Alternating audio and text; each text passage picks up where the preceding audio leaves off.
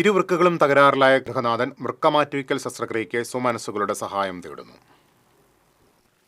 പെരുവള്ളൂർ പുല്ലൂർ സ്വദേശി പരേതനായ പൂവന്ത്ര കുട്ടൻ മകൻ 56 വയസ്സുള്ള ജോഷിയാണ് ഇരുവൃക്കകളും തകരാറിലായി ഡയാലിസിസ് ചെയ്ത് ജീവിക്കുന്നത്. ദൈനംദിന ചിലവുകൾക്ക് പോലും പണമില്ലാതെ വലയുകയാണ് ഈ കുടുംബം. ആശുപത്രിയിൽ ആഴ്ചയിൽ 3 ദിവസം ഡയാലിസിസ് ചെയ്തു വരികയാണ്.